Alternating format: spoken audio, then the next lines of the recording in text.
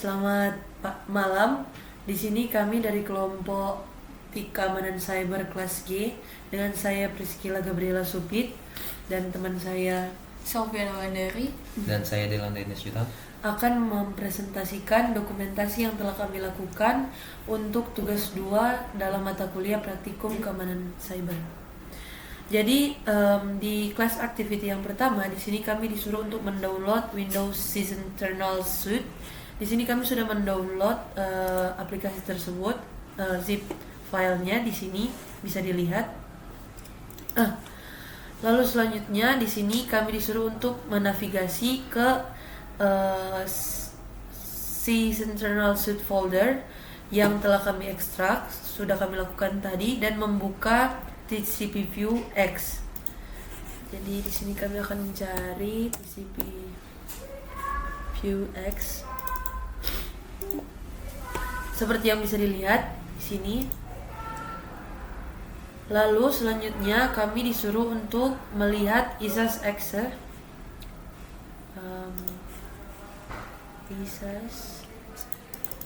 Ya, di sini ISAS-exe merupakan local security authority process dari Microsoft Corporation. Oke, dan kemudian kami disuruh membuka web browser dan disuruh untuk menutup. Dan di sini kami akan melihat apa yang terjadi dalam aplikasi tersebut. Seperti yang bisa dilihat di sini, ada Chrome X dan juga Microsoft Edge. Lalu kemudian di lab pertama di sini exploring process, threat handles and window registry. Di sini kami disuruh untuk mendownload, sudah kami lakukan tadi. Lalu di sini kami akan mengeksplor active process. Di sini kami akan membuka proses exe. Ada di sini kan.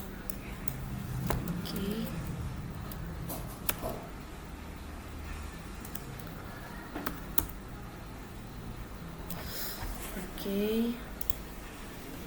Jadi seperti yang bisa dilihat di sini, setelah kami membuka proses exe, kami mendapatkan hasil seperti ini. Ya, the process explorer display as a list of currently active process. Ya, seperti yang sudah didokumentasikan di sini. Kemudian to locate the web browser process, drag the find window process icon. Jadi ini adalah dokumentasi yang telah kami lakukan dengan komputer lain. Dan di sini ada pertanyaan, what happened to the web browser window when the process is killed? Jadi ketika proses browser web diberhentikan, maka jendela browser tersebut akan menjadi tidak responsif atau menutup. Karena proses yang menjalankan browser tersebut telah dihentikan dan tidak ada proses yang tersisa yang dapat menangani interaksi. Kemudian step 3 di sini kami akan membuka command prompt. Kemudian di sini kami akan drag proses icon ke dalam command prompt dan melocate the highlighted command prompt process in the process explorer.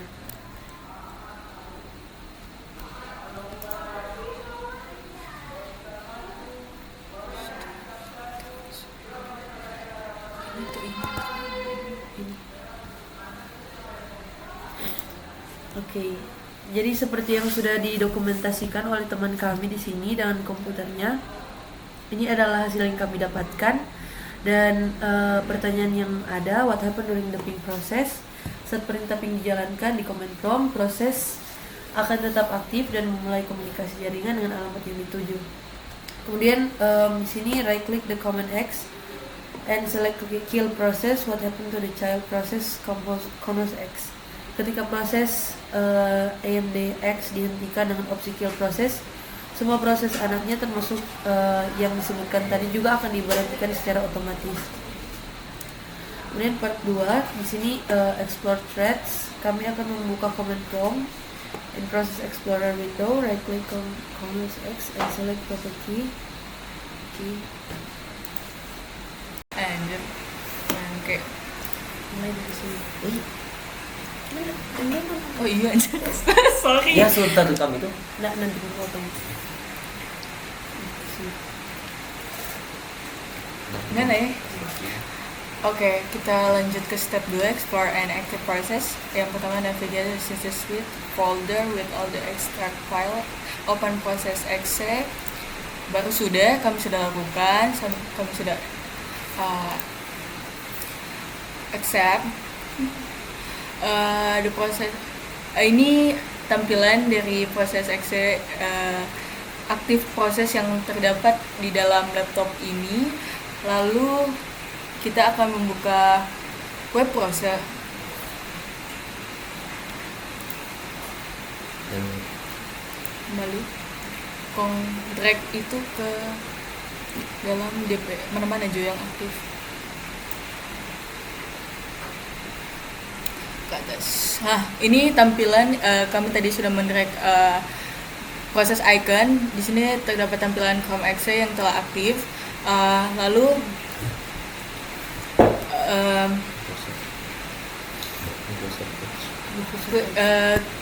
select, klik kanan, kill process. Oke. Ketika kita kill process, otomatis Windows tab yang tadi terbuka akan tertutup secara otomatis dan prosesnya juga akan otomatis tertutup. Kita masuk ke dalam step 3, start another process. Open command prompt sudah, lalu kita drag proses ke command prompt.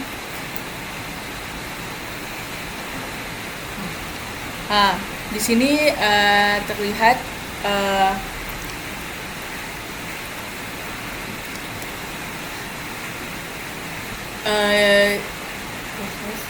proses command prompt yang telah kami buka, dan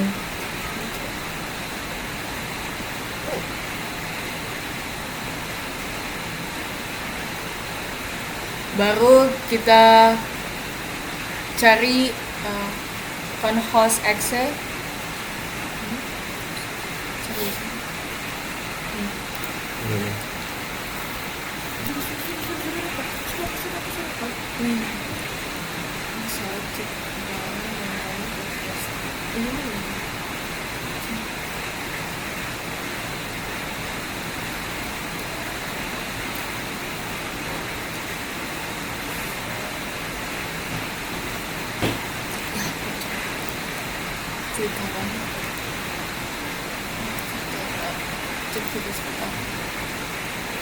Ketika kita klik kanan dan cek virus virtual, ini akan memunculkan tampilan sebuah website Google Cloud. Kembali, kita melakukan proses ping di dalam CMD. Misalnya ping Google.com di CMD.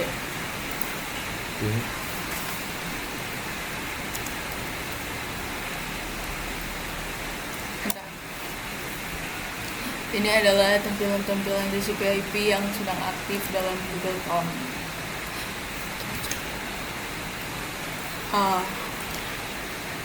Saat perintah ping dijalankan di command prompt, proses CMD-exe akan tetap aktif dan memulai komunikasi jaringan dengan alamat yang dituju.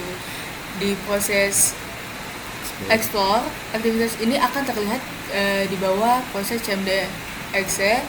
Paket ICMP akan dikirim dan diterima sesuai dengan hasil ping yang ditampilkan di dalam CMD. Lalu ketika kita klik kanan CMD-exe proses, lalu kita kill proses, dia akan menutup semua proses anaknya, termasuk conhost exe yang tadi juga akan dihentikan secara otomatis. Step berikutnya, kita lanjut ke part 2, exploring handles. Step pertama, explore pins. Open command prompt.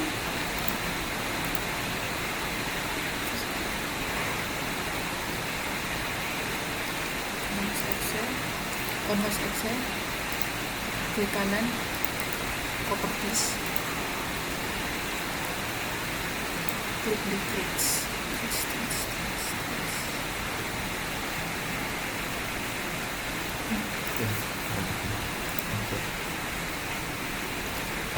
Akan memunculkan informasi mengenai Conhost Excel.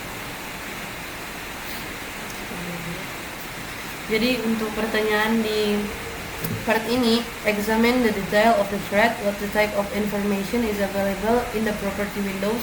Jadi jendela properti untuk Conhost X ini menampilkan detail tentang thread yang berjalan dalam proses tersebut.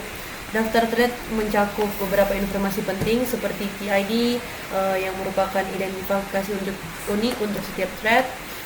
Juga ada CPU usage yang menunjukkan seberapa banyak CPU yang digunakan, dan detail thread yang dipilih menunjukkan berbagai informasi penting terkait eksekusi dan statusnya.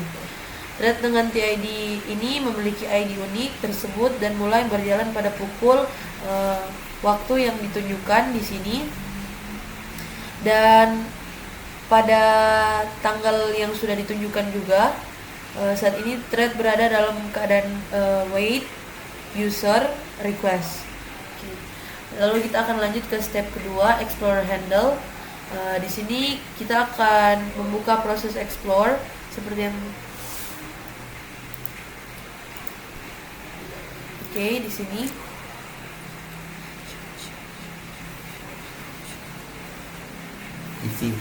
Oh, ya di sini. Lalu ada show lower panel dan handle. Di sini. Ya, jadi ini dokumentasinya. Lalu ada pertanyaan yang akan dijawab oleh Bill. Baik. Jadi dalam pertanyaan ini apa yang terlihat dalam handle?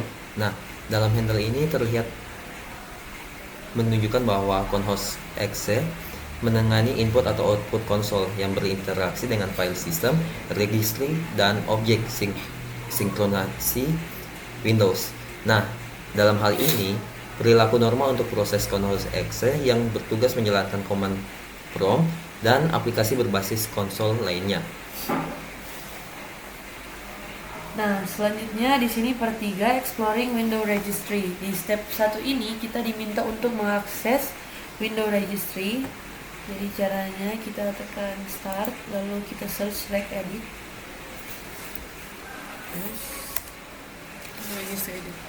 Registry editor. Ini adalah tampilannya. Lalu kita akan select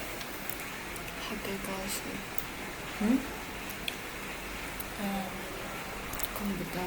Komputer. Ini atas klik hapus sampai komputer. Ini dengan oke. Ini tampilan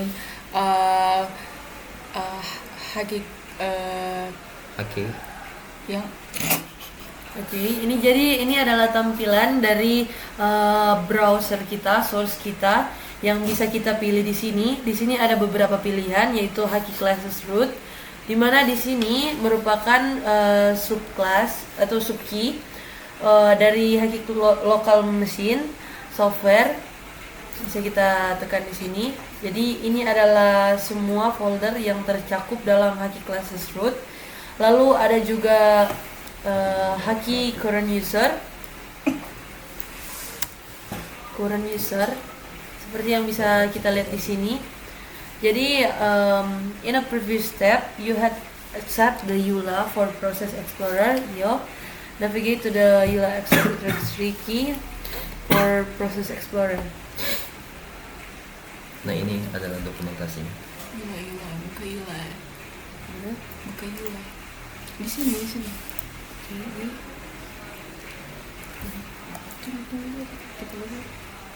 EULA Asset.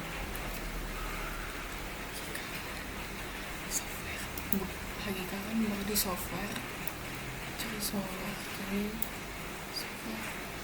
Oke, kita akan cari ini. Lalu di bagian Proses scenes explore. Scene internal.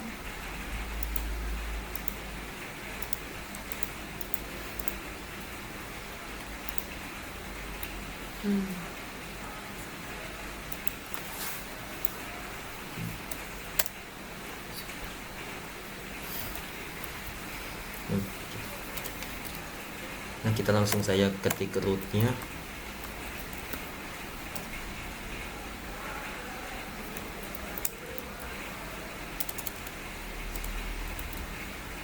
Oh, ini salah. Ada beberapa kesalahan karena di sini classes root bukan Oh ya, current user.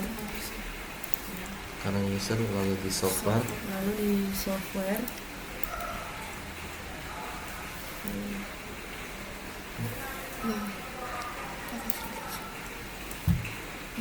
Nah, ya itu.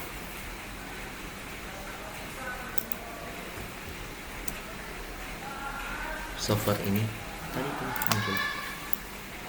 Lalu software. Oke. Lalu Lalu Klik scenes internal. itu. lalu Lalu kita masuk ke proses explore. Itu. Oke. Jadi Terus kita cari Yula. L. Nah, Nah, oke.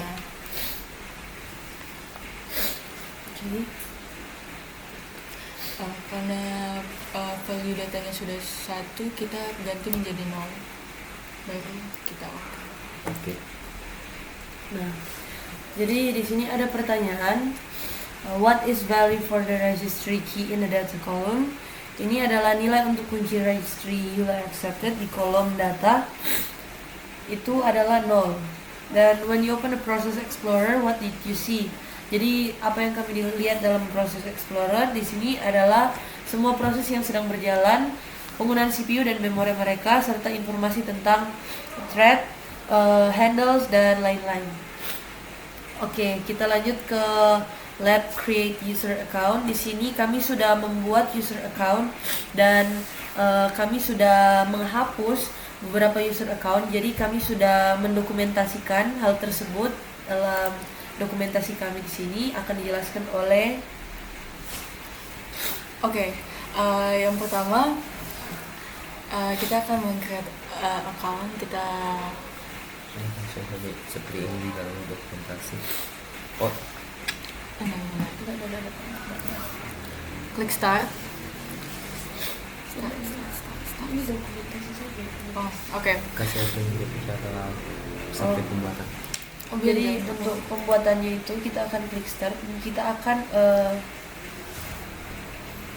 Settings. ke settings. Jadi kita akan ke settings.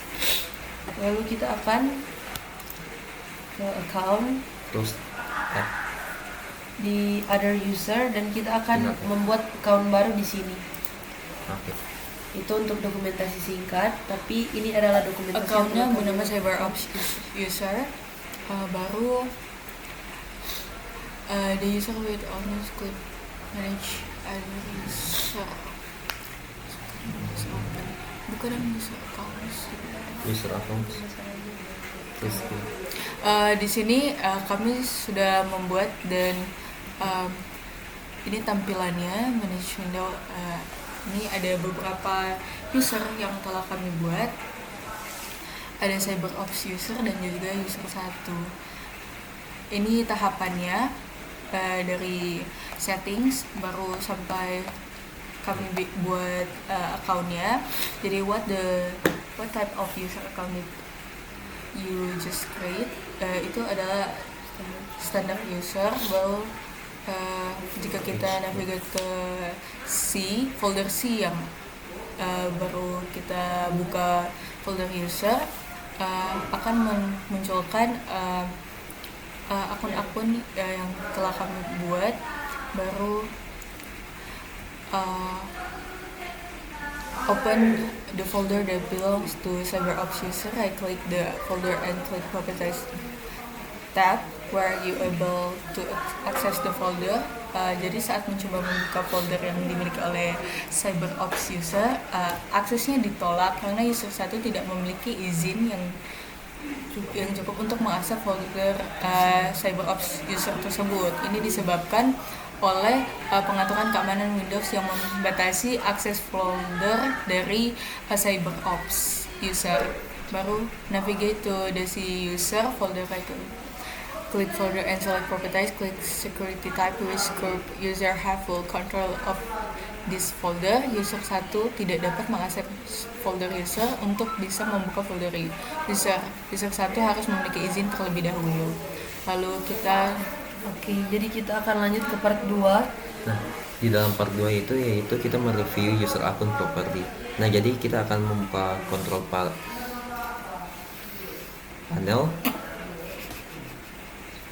Langsung saja di file.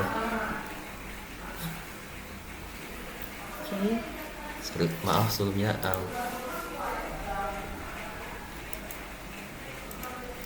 Jadi kita akan membuka control panel dulu.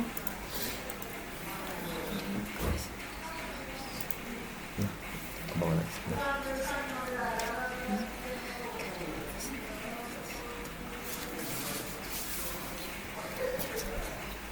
Nah, jadi kita akan membuka control panel. Nah, seperti yang di dalam dokumentasi, kita akan membuka file di dalam local user atau groups yang ada di dalam file, lalu di download. kami mendownloadnya dari luar, ini tampilannya agak sedikit berbeda. Ya. Nah, di dalam user ini, nanti di dalam situ. Nah, lalu kita masuk ke dalam pertanyaannya, yaitu which group is user one is a member. Nah, dia yang menjadi user ini merupakan user standar.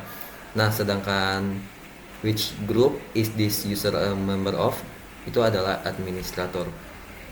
Nah, part 3 yaitu kita akan memodifikasi local user akun. Yang pertama yaitu kita akan mengganti akun yang ada di dalam control panel dengan menyelect user akun. Lalu kita akan mengklik change the akun type. Setelah itu kita akan masuk ke bagian akan memilih administrator, lalu mengganti akun tipe tersebut. Nah, dari habis itu kita akan menavigasi ke dalam control panel administrasi tools, lalu computer management dengan mengklik local user and groups user.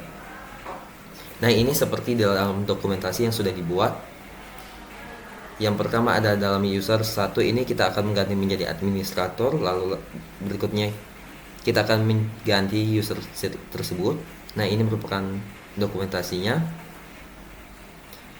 Lanjut terus ke bawah. Nah, dalam pertanyaan which group does user one belong to?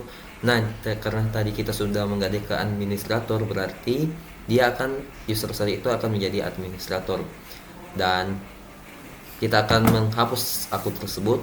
Nah, seperti yang sudah dibilang tadi, karena kita sudah menghapus, jadi di tampilan tadi sudah tidak ada lagi akun yang bernama user one. Seperti yang bisa kita lihat di dalam sini sudah tidak ada user one.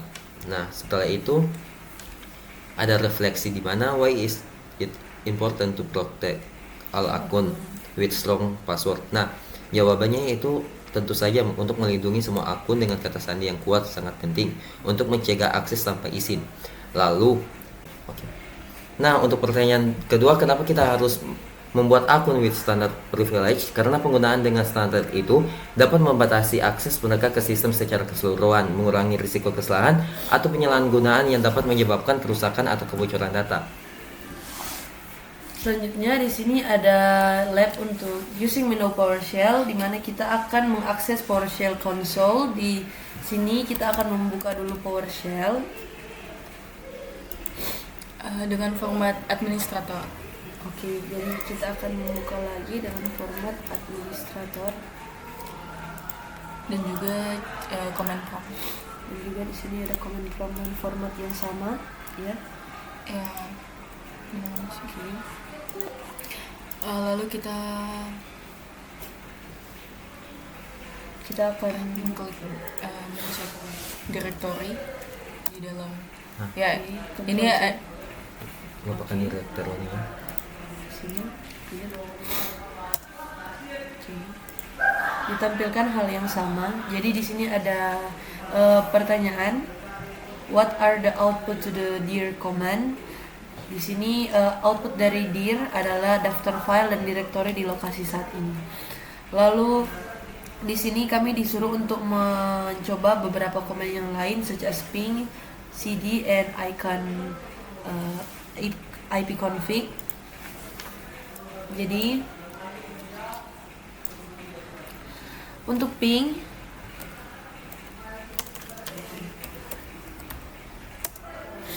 Apakah hasilnya? yaitu mengirimkan paket permintaan echo ke ICMP, ke host jaringan atau komputer yang ditentukan. Lalu untuk CD itu untuk memasuki direktori tertentu, lalu mengubah direktori kerja saat ini. Dan untuk ipconfig sendiri yaitu menampilkan semua nilai konfigurasi jaringan TCP IP saat ini. Lalu yang ketiga di sini ada explore mbled, di mana di sini PowerShell command mbled akan mengkonstruk verb noun string untuk mengidentifikasi PowerShell command yang sudah di list untuk subdirektor dan file di dalam directory. lalu kita klik get alias dir di PowerShell.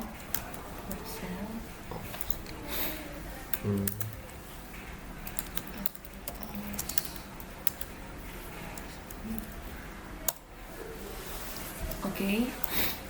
Jadi ada pertanyaan di sini. What is the PowerShell command for dir? Dalam komen tadi Perintah dir. alias dari get shoulder item. Jadi saat Anda mengetik dir, sebenarnya yang dijalankan adalah get shoulder item yang digunakan untuk menampilkan daftar isi dalam sebuah directory. Lalu kita masuk ke dalam tab 4 yaitu explore the netstat command using PowerShell. Kita langsung klik saja netstat spasi minha.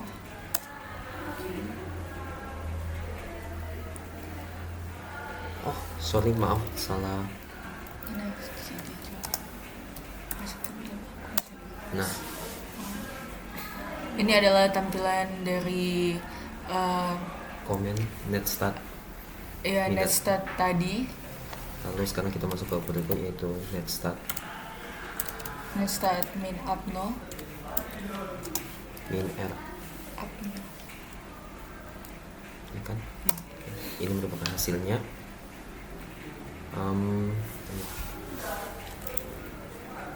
Belum. Lalu kita masuk ke komen berikutnya yaitu netstat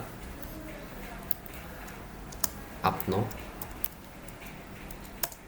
Nah, ini yang merupakan hasilnya untuk mencek TCP connection-nya. Oke. Dan yang lainnya ada di dokumentasi kami di bawah ini.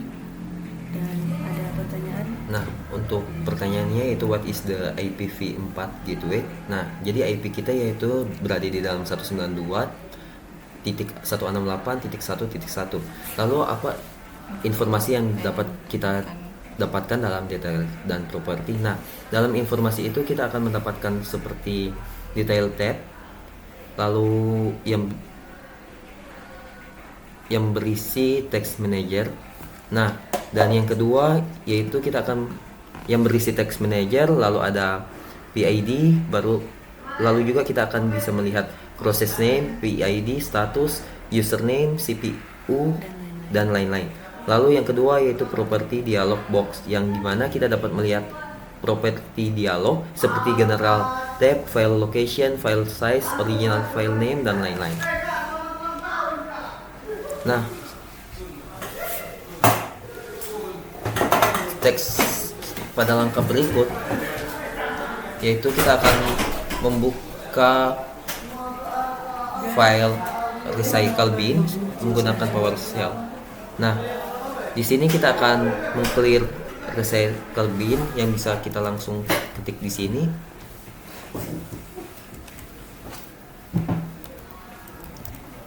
Nah, ini akan yes.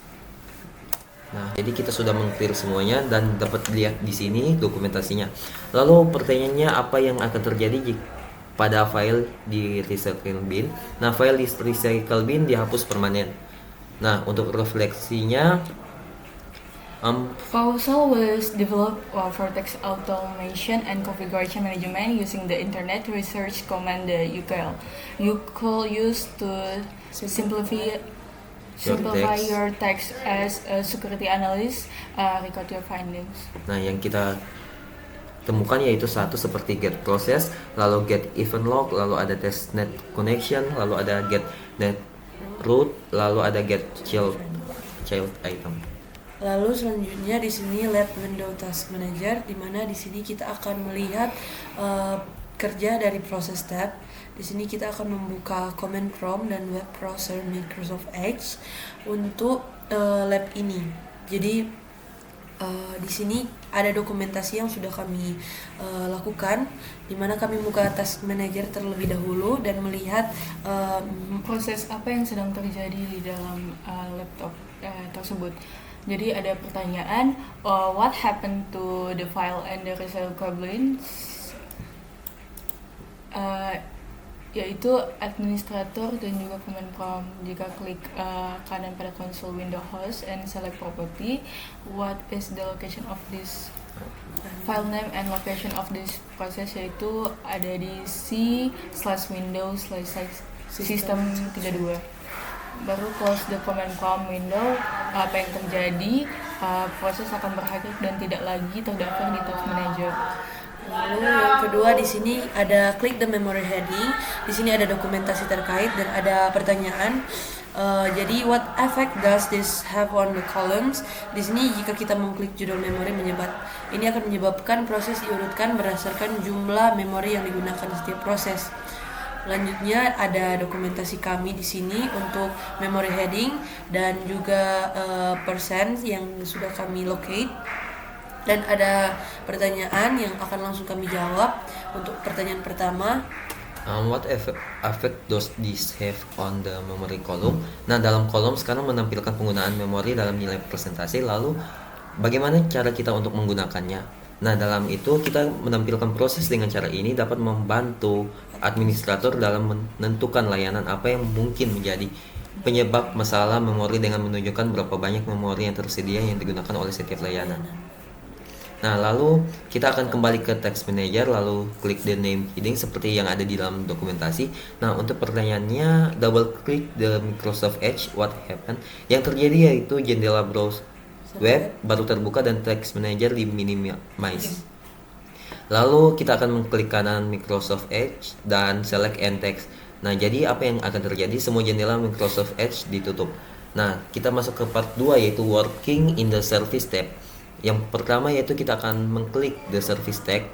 Lalu kita akan memilih service di dalam Windows. Nah, dalam ini sudah ada dokumentasinya. Lalu what status are listed? Nah, dalam itu dia akan berjalan dan berhenti statusnya. Lalu part 3 yaitu working in the performance tab. jadi yang di akan sini, dilanjutkan teman saya. Untuk Ini terlihat tampilan dari service tab seperti CPU yang ada di dalam laptop ini, dan ada pertanyaan how many threads are running. Jadi ada 5.332 threads yang sedang berjalan, baru ada berapa proses yang running, juga ada 325 proses yang sedang berjalan. Lalu kita masuk ke dalam step 2 di memory. Ada pertanyaan berapa total dari physical memory? Ada 16 GB atau 16,384 MB yang sedang memori yang sedang kosong, yaitu ada 4,5 GB atau 4.608 MB. Jadi how much physical memory yang sedang dipakai itu ada sekitar 11,2 GB. Oke, lanjut ke step 3.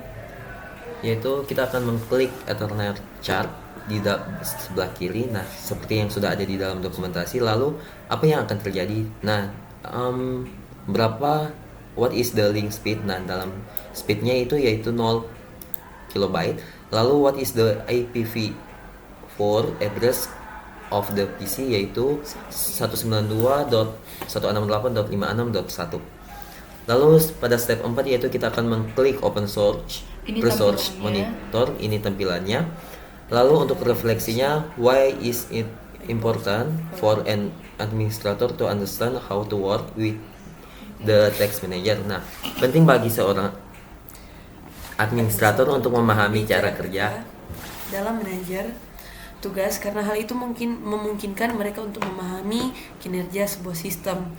Lanjut ke Lab Monitor and Manage System Resource in Windows. Di sini step 1 kita akan masuk ke dalam Network and Sharing Center.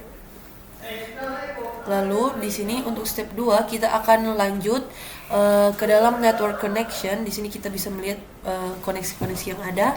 Lalu untuk step 3 kita akan coba untuk kembali ke control panel dan klik administrative tool. Jadi di sini namanya Windows Tool. Keempat kita akan masuk ke performance monitor seperti yang terlihat di dokumentasi. Yang kelima kita akan mencoba untuk freeze display atau untuk mencoba untuk memberhentikan recording. Yang keenam di sini kita akan mencoba untuk meng-clear menu bar dari graph. Dan yang ketujuh kita akan kembali ke administrative tool dan pergi ke service. Dan di sini di service kita akan mengklik satu buah service yaitu routing dan remote access. Di sini kita akan mencoba untuk mengganti startup type dari disable menjadi manual, dan nantinya kita akan men-start service ini. Lalu kita akan mencoba melihat apa yang akan terjadi dalam performance monitor saat kita melakukan hal tersebut. Jadi apa yang akan terjadi nantinya itu adalah routing dan remote access akan dimulai, dan di network connection akan muncul antarmuka jaringan tambahan yang terkait dengan layanan tersebut. Lalu apa yang terjadi, apa yang berubah dari appearance dari routing and remote access service. Jadi setelah routing dan remote access dihentikan, antarmuka jaringan terkait layanan ini akan hilang dan koneksi VPN atau routing yang sebelumnya aktif akan dinonaktifkan. Lalu selanjutnya kita kembali ke performance monitor, kita akan klik the freeze display. Lalu di sini ada pertanyaan. Jadi jawaban dari pertanyaan ini adalah berdasarkan dari apa yang telah kita lihat dalam gambar, counter yang paling banyak direkam dalam grafik ini adalah processor time. Lalu di sini ada warna garis pada grafik berwarna merah yang sesuai dengan warna yang ditampilkan dalam bagian show. Oke, selanjutnya di sini ada kita akan men-change graph type menjadi report, dan di sini kita bisa melihat reportnya, yaitu di sini ada value yang di display. Jadi di sini ada processor time 1992. Lanjut di sini kita hanya akan mengembalikan settingan startup type dari routing dan remote access property. Dan selanjutnya ada pertanyaan, which is the status and startup type for routing and remote access? Statusnya untuk routingnya masih ada stop dan disable. di sini kita hanya akan meng-clear, jadi tidak terlalu penting. Dan Nah, untuk part 2 yaitu working in the computer management utility. Nah, yang pertama kita akan mengklik control panel lalu administrative tool setelah komputer manajemen. Nah, seperti yang ada di dalam dokumentasi. Lalu yang kedua, komputer manajemen Windows Open. Nah, kita akan melihat dalam sistem tool yang ada. Lalu untuk step 3 dan 4, kita akan mengklik the arrow next to event viewer. Lalu kita akan melihat arrow next to Windows logs. sistem. Baru kita Select system. Nah, ini seperti yang ada di dalam dokumentasi. Nah, untuk for sistemnya yaitu ada application, security setup, dan sistem. Nah, untuk part 3 itu ada configuring administrative tools. Nah, dari yang pertama ini kita akan mengklik control panel seperti yang di atas, lalu kita sampai ke data collector set seperti yang ada di dalam tampilan ini. Lalu dalam step 2 yaitu kita akan mengklik new data collector seperti yang ada di dalam dokumentasi. Lalu yang ketiga kita akan melihat tipe data. Oke. Untuk step 4 sendiri yaitu apa tipe data yang bisa di-include, yaitu pertama performance counter. Nah, kita bisa lihat di dalam dokumentasi yang ada. Lalu itu kita akan memilih performance counters what you like to log. Nah, ini yang kita lihat, kita bisa memilih ini seperti yang ada di dokumentasi. Nah, yang berikut adalah kita akan memilih lokasi dan expand memory untuk memilih available megabyte bits, dan kita akan mengklik add. Nah, seperti yang ada di dokumentasi. Lalu kita akan melihat available byte. Nah, kita akan melihat ini, lalu kita klik OK. Lalu kita akan men-set sample interval ke 4 seconds. Kita bisa set di dalam sini. Seperti di dokumentasi. Lalu what you like the data to be saved. Nah, kita akan save di dalam sini, di dalam sistem drive, seperti yang ada di dalam dokumentasi. Lalu the browse for folder Windows open. Nah, kita akan melihat ini di dalam perf logs. Dan step 10 yaitu where would you like the data to be saved. Nah, dalam ini kita akan save ke dalam file C perf logs. Nah, lalu untuk kita akan berikut yaitu akan mengklik data collector set seperti yang ada di dokumentasi. Nah, lalu yang berikutnya kita akan expand user define and select memory logs. Right click data collector. Nah, kita akan melihat propertiesnya seperti yang tadi. Lalu yang berikut adalah kita akan melihat data collector properties Windows open. Lalu akan mengganti log format. Nah, kita klik saja file lalu tekan OK seperti yang ada di dalam dokumentasi. Dan ada pertanyaan apa path fullnya. Nah, kita bisa lihat ini ada di dalam file C, perf logs, ASUS, lalu data collector. Nah, kita akan memilih memory logs tersebut. Kita bisa lihat di dalam sini. Lalu pada step 17 dan 18 yaitu kita akan milih black square yang ada di sini ini.